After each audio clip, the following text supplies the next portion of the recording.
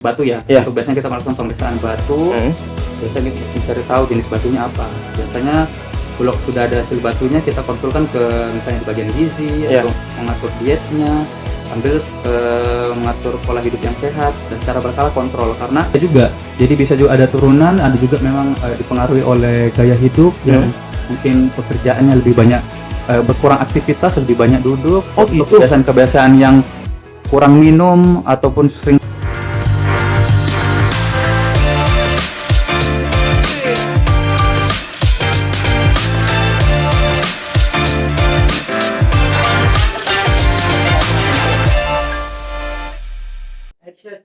Assalamualaikum warahmatullahi wabarakatuh.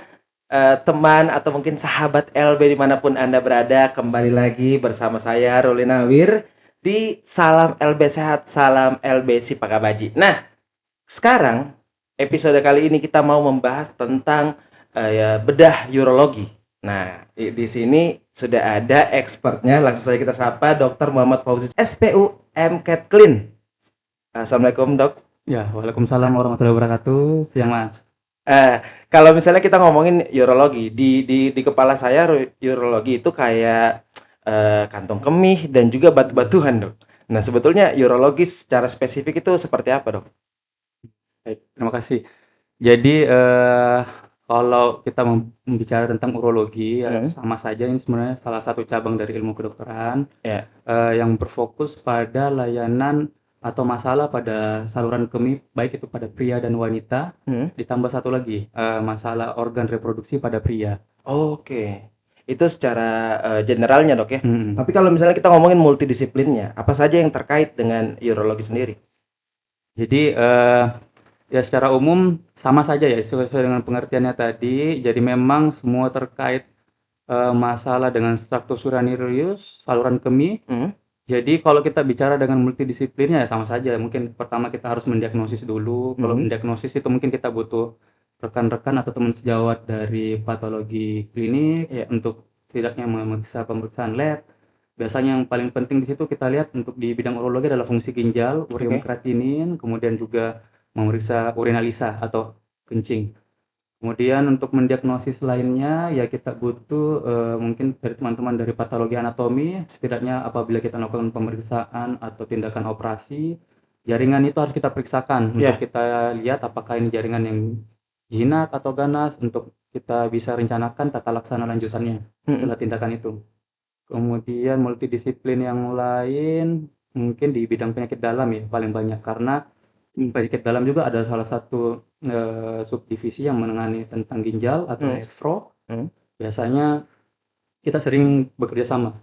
Oh, satu lagi di bagian radiologi juga untuk membantu diagnostik. Biasanya kita membutuhkan teman sejawat radiologi untuk diagnostik lebih tajam. Biasanya kita butuh CT scan atau foto polos ataupun USG. Itu yang paling banyak. Oke. Nah, ini mungkin juga ada pertanyaan dari sahabat LB. Kalau urologi, penyakit urologi, apakah selalu dibedah, Dok? Ini biasanya memang paradigma selama ini kalau pasien-pasien dibilang kelompok bedah, biasanya sedikit-sedikit operasi, sedikit operasi. Tapi ya itu di urologi sebenarnya tidak. Jadi memang kita biasa disebut dengan bedah urologi. Biasanya urologi saja. Karena semuanya saja. Tindakan atau tata laksana pasien di bidang urologi itu harus dibedah. Jadi tergantung dari kasusnya itu sendiri, tergantung juga kondisi pasiennya. Memang ada yang perlu tindakan pembedahan, ada juga yang bisa kita lakukan mungkin konservatif atau tidak kita apa-apakan, mungkin hanya kita evaluasi berkala saja, atau mungkin kita cukup dengan pemberian obat-obatan saja. Biasanya kita disebut medikamentosa. Yaitu tadi tergantung kondisi pasien ataupun masalah yang dialami pasien. Setiap pasien pasti berbeda-beda masalahnya. Betul, karena ya kalau saya biasanya tuh ada pernah teman bahkan kalau misalnya sudah merasa kantong kemihnya sakit apa dan segala macam, dia takut, saya takut ke dokter urologi karena pasti dibedah dan segala macam ya. Nah, ini mungkin hal yang harus banget dikasih tahu ke sahabat LB ya, supaya kalau misalnya ternyata memang bukan cuman salah satu cara saja itu ya. Bukan itu adalah salah satu-satunya cara kalau misalnya ada penyakit tentang urologi. Tapi kalau misalnya kita ngomongin soal kondisi pasien yang harus banget dirujuk untuk bedah urologi sebetulnya seperti apa, Dok? Ya, jadi itu tadi saya bilang, tentu semua masalah yang terkait dari saluran kemih, Mhm, dan juga masalah di organ reproduksi pada pria. mhm. Paling sering sih sebenarnya yang kita temukan sehari-hari di poliklinik itu, masalah di saluran kemih. Yang harus dirujuk ke urologi ya tentu pada kasus-kasus yang lebih, advance, mungkin misalnya pada infeksi yang simpel mungkin bisa ditangani sama dokter teman sejawat dokter umum, tapi Iya? kalau sudah berulang mungkin sudah waktunya dirujuk. Banyak kasus misalnya, pada pasien-pasien dengan adanya gangguan fungsi ginjal juga, Mhm. adanya sumbatan pada saluran kemih, misalnya batu atau ada penyempitan saluran kemih, ya mungkin, butuh evaluasi dan tata laksana lebih lanjut di bidang urologi. Jadi memang, ada kasus yang masih bisa ditangani oleh teman sejawat dokter umum, Mhm. namun pada kasus-kasus tertentu yang butuh penanganan lebih lanjut, untuk evaluasi lebih lanjut, ya itu tadi saya sebutkan, apabila ada masalah yang melibatkan gangguan fungsi ginjal Iya, ataupun, atau reproduksi. butuh butuh penanganan lebih lanjut Heeh. misalnya, operasi ya kita harus merujuk ke urologi. Oke. Nah, kalau bisa sharing mungkin, Dok, kira-kira dari sekian banyak, kasus yang paling berat ditangani sama dokter itu seperti apa? Di rumah sakit ini. Iya, boleh. Ya untuk, di Rumah Sakit Labuan Baji memang untuk pelayanan urologi kita baru mulai merintis lagi. Mhm. Jadi kita baru mulai pelayanan, urologi 2, 3 bulan ini. Untuk, sejauh ini kasus yang berat secara umum ya mungkin kasusnya sama saja ya, cuman biasanya kondisi pasien yang Iya, datang ke kita itu biasanya betul. berbeda-beda. Biasanya yang berat itu pada pasien-pasien dengan gangguan fungsi ginjal. Dalam hal ini mungkin ada terjadi gagal ginjal, biasanya sampai cuci darah, biasanya Iya, pasien-pasien dengan gagal ginjal kronis atau yang perlu cuci darah rutin, biasanya kondisinya tidak seoptimal orang yang biasa atau orang betul, yang normal tanpa gangguan atau komorbid itu. betul. Biasanya kalau membutuhkan tindakan operasi misalnya biasanya kita harus melakukan, perbaikan kondisi umumnya dulu.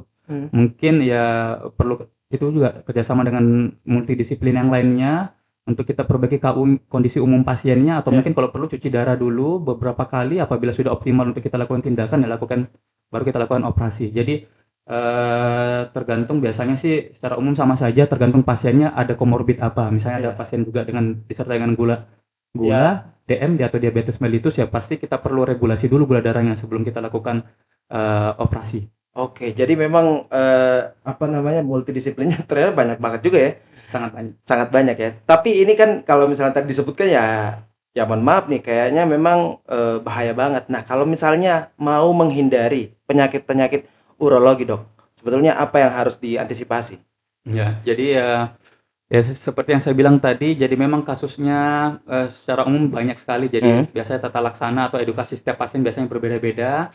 Tapi secara umum ya, sama dengan penyakit yang lain untuk, tidak mudah sakit atau terhindar dari masalah-masalah di bidang urologi ya, Mhm. secara umum mungkin kita, menerapkan pola hidup sehat. Pola hidup sehat itu ya dengan, eee, mungkin istirahat yang cukup, kemudian, mengkonsumsi makanan-makanan yang bergizi, dan, secara rutin mungkin reguler kita olahraga. Mhm. Kemudian, tips yang lain mungkin, Eee, bisa dengan kalau misalnya kita sudah pernah ada masalah di bidang urologi misalnya Heeh. batu atau masalah yang lain ya mungkin kontrol secara berkala ya, Oh, mungkin biasanya dokter akan memberitahu, heeh. kontrol misalnya tiap 3 bulan atau 6 bulan sekali, 1 tahun sekali, tergantung kondisi masing-masing pasien atau penyakit masing-masing pasien. Itu walaupun juga sudah dioperasi dan segala macamnya, Dok? Iya, karena, pada sebagian kasus misalnya pada batu itu ada kejadian yang bisa berulang juga. Jadi begitu Oh. selesai tindakan biasanya ada kemungkinan untuk berulang kembali lagi. Jadi memang Oh. harus secara rutin kontrol dan, secara berkala harus datang ke dokter. Saya kira ketika dia dioperasi, Dok, dan itu kan pasti diangkat dong, Mhm. batu-batu dan segala macamnya. Itu memang harus akhirnya diperiksa berkala lagi seperti apa Iya. Jadi, kelanjutannya? jadi penyebabnya kita Mhm. harus tahu dulu. Misalnya nih, setelah kita Iya. lakukan operasi biasanya Mhm. kita melakukan pemeriksaan untuk batu ya. Iya. Untuk biasanya kita melakukan pemeriksaan batu, Mhm. biasanya mencari tahu jenis batunya apa. Biasanya kalau sudah ada hasil batunya kita konsulkan ke misalnya di bagian gizi Iya. atau mengatur dietnya, sambil mengatur pola hidup yang sehat dan secara berkala kontrol karena tidak, menutup kemungkinan akan terjadi, kasus yang berulang. Oke. Begitu kalau kita tahu kasusnya berulang, sedini mungkin kan kita bisa melakukan Iya. tindakan yang lebih dini Iya. untuk mencegah mungkin tindakan-tindakan yang lebih invasif atau lebih berat. Fatal lah ibaratnya. Iya. Tapi kalau misalnya ini kan sudah dikasih tahu cara mencegahnya. Tapi kalau misalnya sebetulnya beberapa penyakit urologi itu timbul karena apa, Dok? Ya baik, tentu setiap kasus beda-beda ya. Heeh, Misalnya ya saya coba jelaskan singkat mengenai batu saluran kemih ya. oke. Batu saluran kemih itu bisa timbul di semua usia, Mmm, usia anak-anak, ah, dewasa muda oke. atau orang tua pun bisa. Heeh, Secara umum ya penyebabnya juga beda-beda. mhm, Ada yang disebabkan oleh karena gangguan dari saluran kemihnya itu sendiri, dalam hal ini mungkin kelainan dari anatomi atau bentuk saluran kemihnya, mhm, atau mungkin ada gangguan fungsi, atau ada penyakit-penyakit penyerta lainnya, misalnya pembesaran prostat jinak yang menghambat aliran kencing keluar, mhm, atau juga penyebab yang lain ada biasa gangguan metabolik, memang gangguan dari dalam tubuh, mhm. misalnya, kadar asam urat yang tinggi, bisa Oh, menimbulkan batu atau gangguan metabolik lainnya, misalnya penyakit-penyakit hiperparathyroidisme atau yang lainnya banyak sekali. Jadi oke. secara umumnya untuk batu sendiri kita tidak bisa mengetahui pasti penyebabnya apa, yang kita bisa lakukan adalah, screening lebih dini untuk Heeh, tindakan yang lebih dini juga untuk mencegah tindakan yang lebih invasif tadi atau lebih berat tadi. oke. Apakah, penyakit-penyakit urologi ada yang turunan atau seperti apa, Dok? Bisa juga. Jadi bisa juga ada turunan, ada juga memang, dipengaruhi oleh gaya hidup Mhm. yang mungkin pekerjaannya lebih banyak, berkurang aktivitas, lebih banyak duduk, Oh, untuk gitu? kebiasaan-kebiasaan yang kurang minum ataupun sering-sering menahan air kencing atau Iya. sering, menunda untuk kencing itu kan akan lebih tinggi risikonya terkena Nah, batu saluran kemih. menarik nih sebetulnya. Mhm, Jadi sahabat LB ini sebetulnya hal-hal yang remeh-temeh, mhm. tapi kalau misalnya dilakukan terus-terusan, itu bakalan fatal ya atau mungkin berat tadi yang dibilang dokter ya. Jadi yang kayak semacam menahan buang air kecil, terus, kurang minum, Kurang minum. terlalu lama duduk. Itu Mhm, kan apalagi kalau misalnya kita kerja ya mungkin 8 jam, ya betul-betul literally duduk-duduk aja, Dok, ya. mhm. Nah, tapi kalau misalnya kita ngomongin soal, langkah-langkah penyembuhannya. Nah, sebetulnya operasi urologi itu seberapa butuh alat yang canggih, Dok? Kalau terkait, tindakan di bidang urologi itu Mhm, sebenarnya dibilang canggih juga tidak. Jadi oke. sebenarnya memang alatnya mungkin lebih ke alat khusus urologi. Jadi Oke. memang kita karena, urologi bermain di trakt saluran kemih, Mhm, jadi kita banyak menggunakan alat bantu endoskopi. Istilahnya endoskopi oke. itu semacam teropong, Mhm, teropong yang kita masukkan melalui saluran kemih. oke. Jadi, tindakan ini sebenarnya bisa kita lakukan untuk tindakan diagnostik juga sekaligus terapi. Jadi untuk mendiagnosis kelainan apa yang dialami oleh pasien, bisa juga sekaligus untuk tindakan terapi pasien. Misalnya pada batu, kita bisa teropong langsung masuk ke saluran kemih, tentunya di kamar operasi ya, dibius. Mhm, Begitu masuk kita bisa melihat batunya ada berapa, jumlahnya bagaimana, ukurannya bagaimana, dan tata laksananya kita bisa lakukan secara endoskopi juga. Jadi oke. memang tanpa operasi, tanpa sayatan, maaf, tanpa Iya. sayatan, Mhm. biasanya, kepuasan pasien juga lebih tinggi. Biasanya kan Betul, selama ini anggapannya operasi itu selalu di bedah, betul, betul. tapi memang pada kasus-kasus tertentu, Heeh, di bidang urologi juga ada pembedahan. Jadi, itu tadi saya bilang semakin kita dini mengetahui kondisi atau masalah dalam hal ini misalnya batu, mhm, semakin kecil batunya semakin minimal tindakan yang kita, berikan kepada iya. pasien. Tapi semakin besar ukuran batunya atau semakin kompleks ya mungkin, sebenarnya ya bisa juga kita lakukan secara endoskopi tanpa operasi, cuman, ada kondisi tertentu kadang kita harus melakukan tindakan operasi terbuka juga. Betul. Jadi ya lagi-lagi yang paling penting adalah screening di awal ya, Dok, ya. Betul. Supaya akhirnya kita tahu di diagnosa seperti Mhm, apa, besar atau tidaknya gitu, Dok, ya. Nah, ini mungkin salah satu kalau misalnya pertanyaannya, eee, alat-alat yang ada di Labuang Baji, Dok. mhm. Ini mungkin ada ESWL, mungkin kita bisa lihat di layar ini, mungkin Iya. dijelaskan ini kinerjanya seperti apa dan, ini untuk apa, Dok? Boleh? Mana boleh? Nah, Ya, mungkin saya jelaskan singkat juga dulu ya. boleh. Jadi memang, Lebong Baji ini baru mengadakan alat urologi yang boleh dibilang cukup lengkap, di Mhm, akhir tahun kemarin. Salah satunya memang alat ini, alat ESWL atau Extracorporeal Shockwave Lithotripsy. Kalau kita mengartikannya secara, di dalam bahasa Indonesia, heeh. berarti ini alat pemecah batu dengan gelombang kejut dari luar tubuh. Jadi Oh, extracorporeal ini dari luar tubuh, heeh, shockwave ini gelombang kejut yang lithotripsy adalah penghancur batunya. Jadi ini memang merupakan salah satu alat yang baru kita adakan di rumah sakit kita, di heeh. RSUD Lebong Baji.